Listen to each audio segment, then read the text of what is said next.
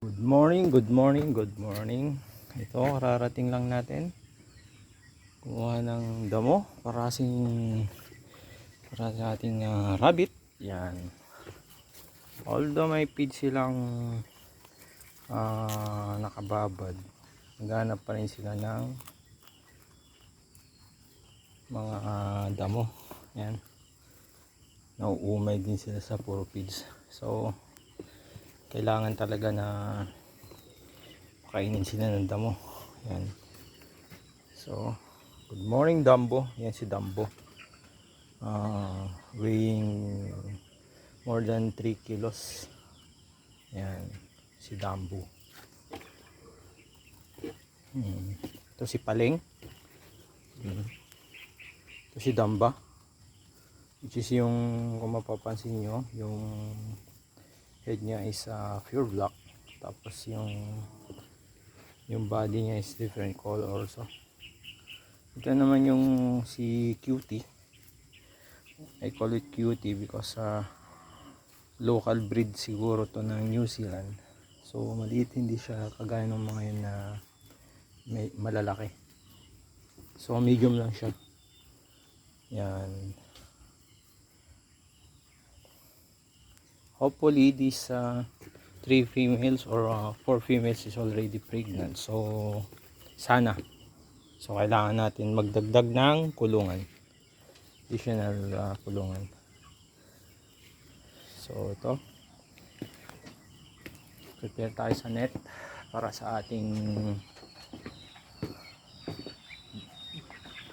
ugly duckling. Dito yung mga maliliit na Rhode Island, BRP at saka Black Astroloph. Medyo nahuli sila sa paglaki kaya sineseparate ko kasi hindi sila masyadong makakain din sa flock. Yan. Hopefully makahabol sila. Yan. Ito naman sineparate ko muna for the meantime. 3 buck or male kapatid ni Cutie. So medium size din sila. Bala kong i-release or bukan nating katayin na lang. Yan. Yan. So 3 buck female. Yan. Pinaghiwalay ko sila kasi nagrarambulan sila. Daig pang MMA.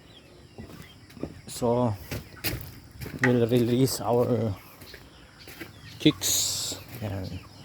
These are chicks ready release. Okay. See?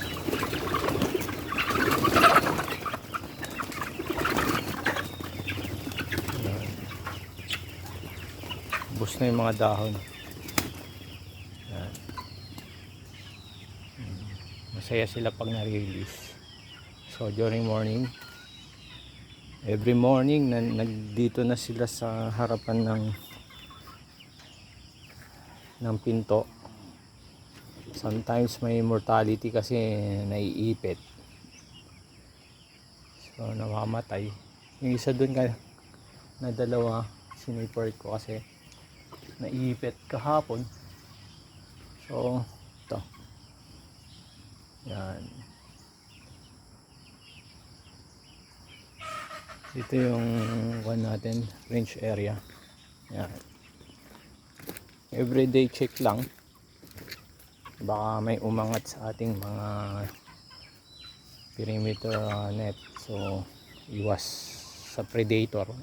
Tsaka iwas na rin pag baka na makalabas sila. Ito yun na lang naputol na bamboo. Yan. Ubos ang dahon.